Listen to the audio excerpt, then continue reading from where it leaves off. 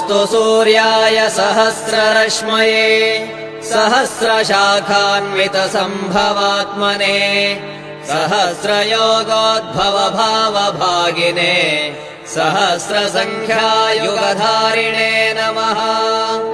यन्मण्डलम् दीप्तिकरम् विशालम् रत्नप्रभम् तीव्रमनादिरूपम् दारिद्र्यदुःखक्षयकारणम् च पुनातु माम् तत्सवितुर्वरेण्यम्।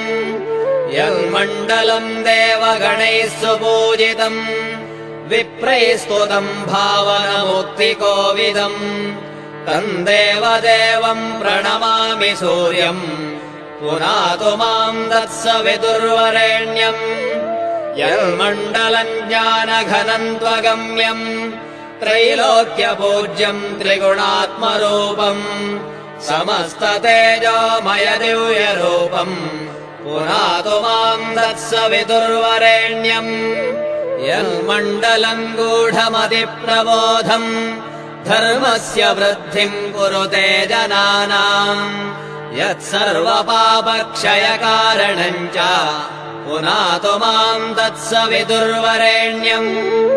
यन्मण्डलम् व्याधिविनाशदक्षम् यदृग्यजुःसामसु सम्प्रगीतम् प्रकाशितम् येन च भूर्भुवः स्वः पुनातु माम् तत्सवितुर्वरेण्यम्। यन्मण्डलम् वेदविदो वदन्ति गायन्ति यच्चारणसिद्धसङ्घाः यद्योगिनो योगजुषाम् च सङ्घाः पुनातु माम् तत्सवितुर्वरेण्यम्। यन्मण्डलम् सर्वजनैश्च पूजितम् ज्योतिश्च कुर्यादिहमर्त्यलोके यत्कालकालाद्यमनादिरूपम् पुनातु माम् तत्सवितुर्वरेण्यम्। यन्मण्डलम् विष्णुचतुर्मुखाख्यम् यदक्षरम् पापहरम् जनानाम् यत्कालकल्पक्षयकारणम् च पुनातु माम् तत्सवितुर्वरेण्यम्।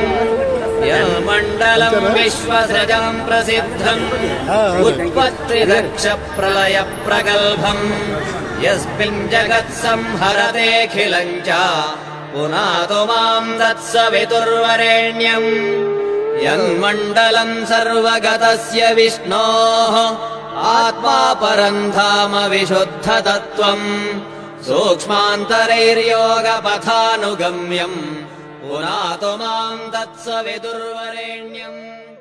ముడుపులు నీ కొసగి మా మృక్కులు తీర్చుమయా ముడుపులు నీ కొసగి మా మృక్కులు తీర్చుమయా ముక్తి కోరి వచ్చే నీ భక్తుల బ్రోహుమయా భక్తుల బ్రోహుమయా నరకతుల్యము ఈ భువి స్వర్గము చేయవయా నరకతుల్యము ఈ భువి స్వర్గము చేయవయా మనుషులు నిన్ను చేరే పరమార్థము తెల్పవయా పరమార్థము తెల్పవయా నమో వెంకటేశ నమో తిరుమలేశ।